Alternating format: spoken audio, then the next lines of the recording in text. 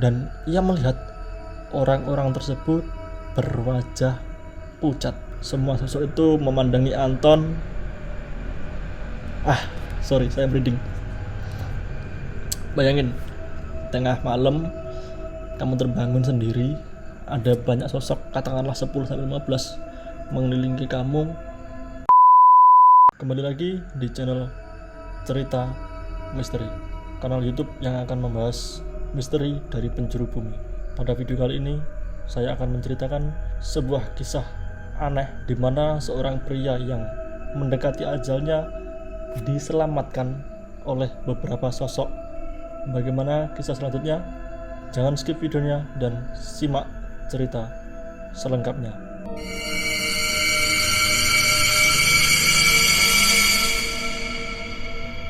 Cerita kali ini datang dari teman cerita misteri dari Jakarta Timur bernama Mas Anton.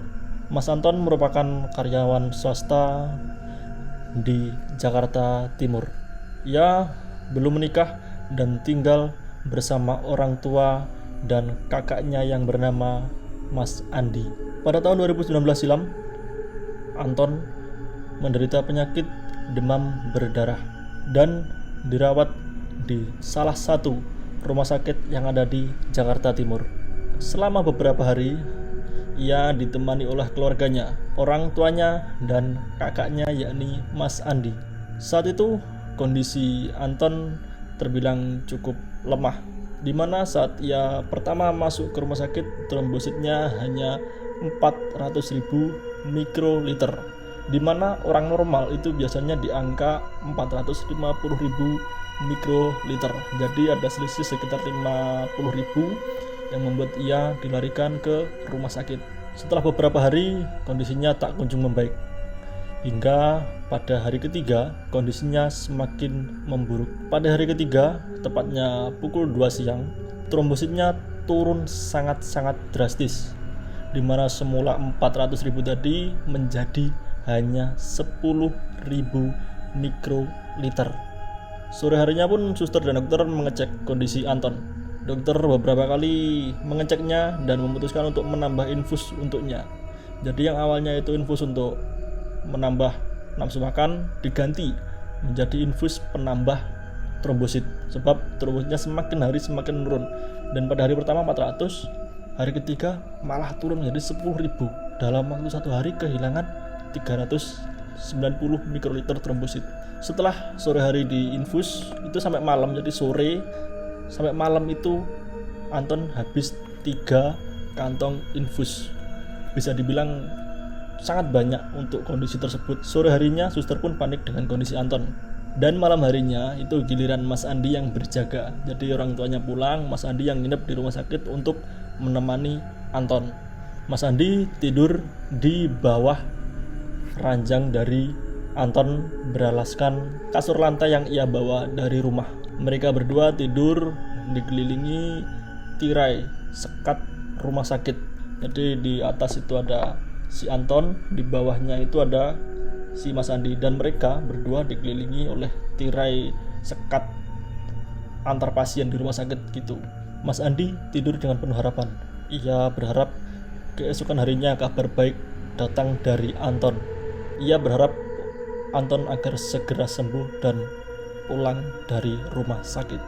Namun harapan hanyalah harapan dan kenyataan berkata lain, di mana pagi itu kondisi Anton semakin memburuk. Badannya tidak bisa bergerak. Berulang kali suster mencoba untuk mengambil sampel darah dari lengan Anton, namun tidak bisa. Hal ini karena kondisi Anton sangat-sangat lemah. Jadi suster itu ngambil dari pembuluh vena itu sampai nggak bisa karena kondisi Anton yang sangat-sangat drop. Bahkan beberapa kali suster ngambil itu kan gagal. Ini sampai lebam, luka lebam biru-biru gitu karena saking seringnya ditusuk jarum dan tidak dapat darah, sampai lebam, luka lebam itu di sini biru gitu. Namun dokter dan suster tidak menyerah begitu saja. Mereka terus mencari cara bagaimana agar bisa dapat sampel darah dari Anton ini. Akhirnya mereka menemukan cara. Suster berhasil mengambil sampel darah Anton melalui punggung telapak kaki Anton. Jadi ini kan semua ini kaki ya, ini telapak di belakang sini. Ini diambil darahnya. Dengan demikian, suster bisa mengambil sampel darah dan diuji lab. Di sisi lain, Anton tetap diinfus dengan harapan kondisinya bisa membaik seperti sedia kala. Namun, di hari keempat, trombosit Anton masih di angka 10.000, sama seperti hari sebelumnya. Padahal ia sudah menghabiskan 9 kantong infus di hari ketiga sampai hari keempat. Dokter pun mulai khawatir dengan kondisinya. Bahkan dokter sempat merencanakan untuk memindah Anton ke ruang IGD untuk penanganan lebih lanjut. Di kondisi ini Anton semakin lemah, bahkan ia kehilangan nafsu makan yang membuatnya semakin melemah. Sebagaimana dia trombositnya sudah habis, sudah turun tinggal 10.000 mikroliter, ditambah nggak doyan makan. Ya semakin menjadi-jadi lah, semakin lemas, semakin nggak kuat, apalagi badannya nggak bisa digerakin karena trombositnya tinggal segitu. Bahkan di hari keempat malam hari, ia merasa badannya sangat ringan, jadi udah kayak melayang gitu. Dan ini mulai halusinasi ya menurut saya, karena Anton ini merasa melihat orang-orang itu seperti bergerak slow motion, jadi ngomong itu seperti slow mo, bergerak seperti slow motion. Dan disinilah kejadian horor terjadi. Kejadian ini bermula di malam keempat. Anton berada di rumah sakit. Anton tidur di ranjang rumah sakitnya dan Mas Andi berada di lantai bawahnya beralaskan kasur lantai yang ia bawa dari rumah tadi. Keduanya dikelilingi tirai penyekat tadi, penyekat ruangan itu untuk memisahkan antar pasien di rumah sakit. Jadi keduanya sudah tidur lelap, tidur seperti biasa, tidur di rumah sakit lah dengan keheningan rumah sakit. Dan Anton itu bangun jam 1 malam karena dia dengar suara gagang pintu yang terbuka. Jadi plek gitu. Tapi dia nggak bisa lihat. Karena apa? Karena dia berada di dalam tirai tadi. Jadi dia nggak bisa melihat keluar. Anton menganggap itu Mas Andi. Ya tengok bawah, loh, Mas Andi di situ. Lalu siapa yang masuk? Anton terus mendengarkan suara itu. Setelah suara gagang pintu, ia kemudian mendengar langkah kaki yang mendekatinya. Semakin lama semakin dekat dan akhirnya menghilang. Anton masih positive thinking. Ia nggak mau memikirkan suara tersebut dan memilih melanjutkan tidurnya. Setelah tidur beberapa saat, ia kembali bangun. Betapa kagetnya ia melihat banyak sosok di sekelilingnya yang mengerumuni dia. Ruangan yang semula bau obat, infus, dan peralatan medis berganti menjadi bau harum bunga melati, mawar. Bahkan Anton menceritakan ada bau kopi yang baru diseduh.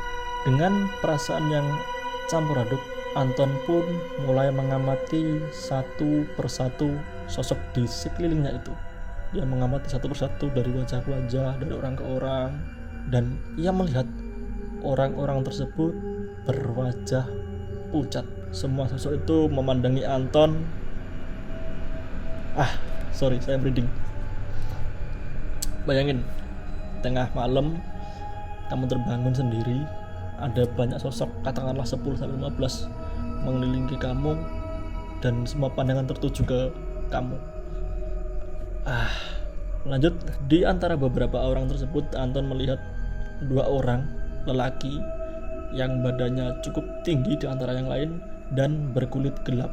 Selain itu, Anton juga melihat perempuan yang wajahnya tertutupi rambut. Jadi rambutnya itu maju ke depan, menutupi wajahnya. Anton juga melihat sekitar 6 atau 7 orang berada di luar tirai sekat kamar tadi. 6-7 orang tersebut semua mengintai Anton dari balik tirai rumah sakit. Namun Anton menceritakan, dalam kondisi tersebut ia tidak merasa takut sama sekali. Sosok-sosok di sekelilingnya itu tidak berusaha untuk menakuti dia. Mungkin ini yang membuat dia tidak takut. Anton juga menjelaskan bahwasanya senyumnya ini senyum beda. Senyum seperti mengajak, ya bayangin aja tengah malam banyak sosok berwajah pucat senyum gitu ke kamu kan ya. Siapa yang gak takut? Tapi Anton menganggap itu baik-baik saja. Jadi Anton menganggap dia tidak merasa terancam oleh sosok di sekelilingnya, jadi dia merasa tidak takut dan merasa aman. Di antara banyak sosok di sekelilingnya itu, Anton menemukan satu sosok yang tidak tersenyum kepada dia. Sosok wanita berwajah pucat dan melotot ke Anton. Saat semua sosok memandangi Anton ini menceritakan ia menganggap dirinya sudah tidak ada alias sudah wafat.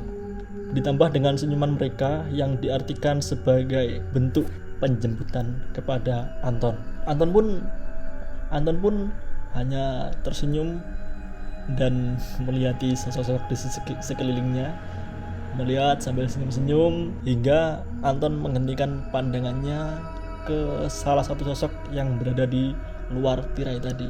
Wanita dengan wajah pucat memberikan gestur kepada Anton untuk kembali tidur. Anton pun mengikuti gestur tersebut. Ia kemudian melanjutkan tidurnya sesuai apa yang diarahkan oleh sosok wanita pucat tadi. Dan setelah ia terbangun di pagi hari, keajaiban pun terjadi. Pagi harinya Anton sudah tidak pucat lagi. Dia juga sudah bisa mendengarkan dan melihat orang secara normal. Setelah awalnya tadi melihat orang kayak slow motion tadi, dia sudah merasa normal. Lalu luka lebam akibat suntik tadi juga sudah sembuh. Tak lama setelah ia bangun, dokter dan suster pun kembali ke kamar Anton dengan tujuan untuk memindahkan Anton ke ruang IGD. Setibanya di kamar Anton, dokter dan suster dibuat tidak percaya dengan apa yang dia lihat, karena Anton sudah sembuh seperti sedia kala. Luka lebam sudah hilang, sudah nggak pucat, sudah doyan makan, sudah melihat orang nggak slow motion lagi. Jadi sembuh seperti sedia kala. Lalu dokter dan suster mengurungkan niatnya untuk memindahkan Anton ke IGD. Kemudian suster mengambil lagi sampel darahnya untuk dicek trombositnya. Dan benar saja, jika malam hari sebelumnya tidur itu dicek cuma 10.000 mikroliter, setelah paginya dicek lagi, trombosit Anton naik drastis hingga 150.000 mikroliter. Semua orang merasa sangat bersyukur atas hasil sampel darah ini. Namun mereka menyisakan pertanyaan yang sangat mendalam. Kok bisa trombosit naik sebegitu drastisnya hanya dalam waktu satu malam? Menurut kalian apa yang terjadi dengan Anton dan siapa sosok-sosok yang menemui Anton malam itu tadi? Atau mungkin Anton hanya halusinasi atau hanya mimpi? Tapi menurut saya kok agak aneh ya, mimpi kok ada suara gagang pintu terbuka, ada suara langkah. Kalau menurut kalian bagaimana?